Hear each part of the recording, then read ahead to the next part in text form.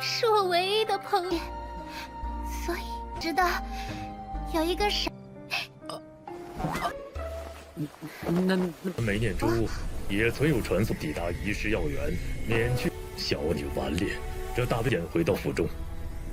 妙妙，这个就是你多多照顾。河伯、凌伯。公主啊，你这不想复兴药源，一句，至今不管我们如何努力。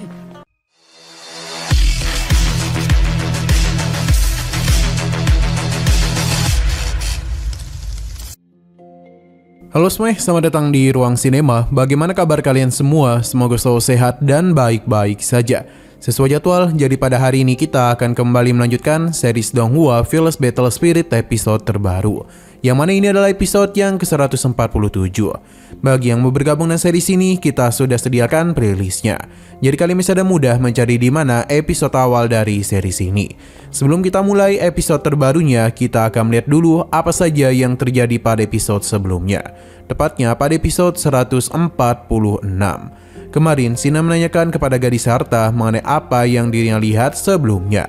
Feiyu memberitahu kalau apa yang Sina lihat merupakan dia yang berasal dari masa lalu dan masa depan. Ini merupakan karma dari teknik yang dia gunakan. Sinan akhirnya paham mengenai maksud dari Feiyu, sebab itu berasal dari teknik kesengsaraan 3 kehidupan. Padahal Sinan pun telah bertemu kembali dengan Miao Miao. Kedatangan Sinan juga disambut baik oleh sang kaisar di sana. Terlebih lagi, Sinan akan membantu mereka dalam mengobati putrinya. Xiaomo telah menerima sebuah racun yang begitu mematikan. Ini perlahan-lahan mulai menyebar ke seluruh tubuhnya. Untung saja Sinan datang di waktu yang tepat. Berkat tanaman yang dia miliki, Miao Miao bisa mengubahnya dan menghilangkan seluruh racun pada diri Xiaomo. Setelah masalah ini selesai, Sinan dan Miao Miao pun minum bersama, hingga mereka berdua pun larut dalam malam tersebut. Sekarang kita akan melanjutkan episode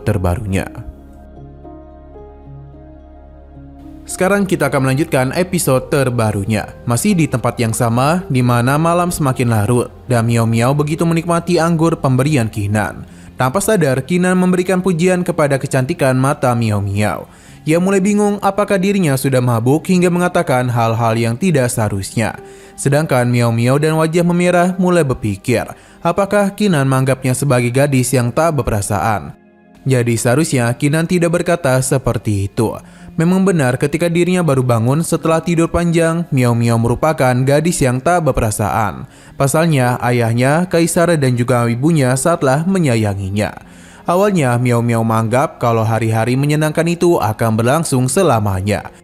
Tapi kebakaran besar telah merenggut segala miliknya. Kini hanya ada anggur yang tersisa sekaligus sahabat yang Miao Miao miliki. Mendengar ceritanya membuat Qinan paham betapa menyedihkannya kisah Miao Miao. Ia bahkan harus kembali mengingat kenangan buruknya. Butuh waktu yang sangat lama bagi Miao Miao untuk melupakan hal itu. Hingga ada pria bodoh yang justru membangunkan dirinya dengan darah miliknya. Qinan telah kembali membawa dirinya melihat dunia yang berusaha dia lupakan. Miao Miao pun berterima kasih banyak kepada Qinan dengan senyum yang begitu manis. Sampai-sampai membuat Qinan menjadi begitu malu. Bahkan dia merasakan detak jantungnya berdetak lebih cepat daripada ujian kesengsaraan guntur surgawi. 是我唯一的朋友，所以知道有一个傻。 Baik Qinan maupun Miao Miao sama-sama menjadi begitu malu. Tanpa sadar, Qinan menanyakan apakah dia itu mau berkunjung ke Sang Yu. Yang mana hal itu sama saja dengan menaburkan garam ke luka. Untung saja Miao Miao tidaklah sedih. Pasalnya dia telah pergi ke sana untuk melihat sumber obat yang tidak diinginkan. Beberapa obat telah menua, namun ada beberapa sumber obat spiritual yang telah dibangun kembali. Tapi sayang sekali sekarang tempat itu bukanlah lagi rumahnya. Miao Miao baru sadar kalau sejak tadi hanya ia yang bercerita, padahal dia itu yang mendengarkan petualangan Qinan. Alhasil pada malam itu Qinan mulai menceritakan perjalanan panjangnya. Pada keesokan paginya, Kaisar telah membentukkan sebuah formasi yang akan membawa Qinan ke Lost Medical Garden. Semua itu dilakukan demi menghindarkan Qinan dari berbagai kesulitan yang ada di perjalanan. Selain itu ada 3 pil kecil yang kaisar berikan, dimana ketika menghancurkan bola kecil itu akan membawa mereka kembali kemari. Kinan berterima kasih atas bantuan sang kaisar, tapi baginya semua itu hanyalah hadiah kecil saja, karena bagaimanapun Xiaomu telah berhasil mereka bangunkan. Meskipun masih membutuhkan waktu untuk pulih, tapi Xiaomu tetap ingin melakukan perjalanan bersama mereka. Jadi dia berharap Kinan dan Miao Miao dapat menjaganya dengan baik. Xiaomu pun penasaran apakah pria ini yang Miao Miao cintai. Tentu saja Miao Miao menjadi sangat malu. 枚念珠也存有传送抵达遗失药源，免去小女顽劣。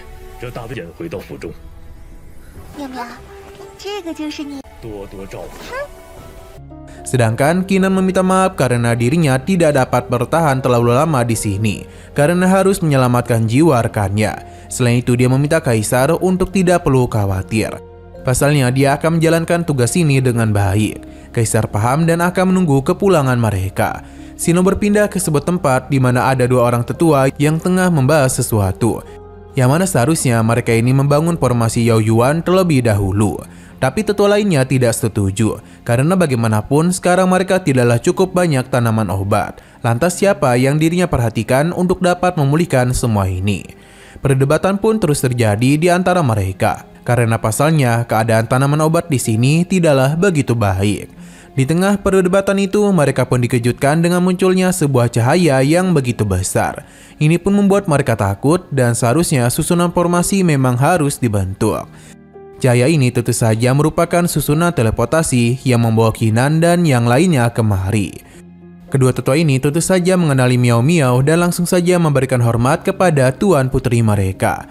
Kedua tetua ini setelah merindukan Miao Miao, pasalnya mereka juga telah menunggu begitu lama.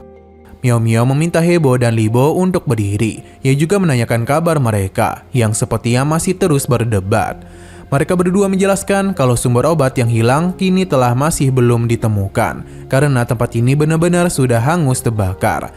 Andai saja mereka tidak melakukan pencarian, maka mereka sepertinya tidak akan pernah tahu kalau api dari masa lalu masih ada. Seberapa keras pun mereka berusaha, tanah ini tetap tidaklah dapat menumbuhkan satupun tanaman obat. 德伯、林伯，公主啊，你这不想复兴药源，一句，至今不管我们如何努力。 Yang mana ini tentu saja membuat Miao Miao penasaran mengenai apa yang terjadi. Xiaomu dan juga Kinan mencoba untuk mencari tahu hal itu. Hingga Kinan pun melihat kalau tanah-tanah di tempat ini telah memancarkan energi yang begitu gelap. Seakan-akan merupakan sebuah kebencian yang mendalam. Xiaomu juga menyadari hal itu. Di mana ini merupakan sebuah racun yang berevolusi dari rasa sakit dan kebencian yang tak berujung. Kinan masihlah belum tahu apa yang dibenci oleh tanaman ini hingga menolak kelahiran kembali. Hingga Kinan pun merasakan kalau ada sesuatu yang jahat telah berkumpul. Ini pun membentuk sebuah tanaman yang begitu mengerikan. Kinan yang melihatnya segera membawa mereka pergi menjauh. Xiaomu tidak menduga dan apa yang dirinya lihat. Pasalnya ia memiliki tekanan kekuatan yang begitu besar. Tentu tanaman ini adalah monster yang berbentuk dari lumpur bulan. Sesuatu yang memiliki kebencian yang begitu besar. Bahkan Miao Miao dapat mendengar teriakan dari orang-orang yang dia kenali. Miao Miao pun mencoba untuk mendekat agar suara itu bisa mengenali dirinya. Namun sayang sekali itu merupakan kesalahan besar, karena kebencian itu hanyalah meniru suara dari ayah dan ibunya saja. Tuh.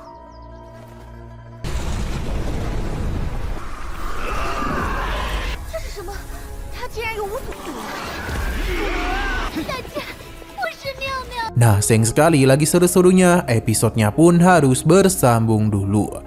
Oke, sekian dulu pada video kali ini. Untuk video selanjutnya akan segera hadir. Jadi bagi kalian yang ingin mengikuti series ini, langsung saja klik subscribe dan aktifkan loncengnya. Terima kasih yang sudah menonton video sampai habis. Jika kalian suka pada video ini, klik like dan share ke teman-teman kalian tentang channel ini. Dan ditunggu aja kelanjutannya. Oke, sampai jumpa di video selanjutnya.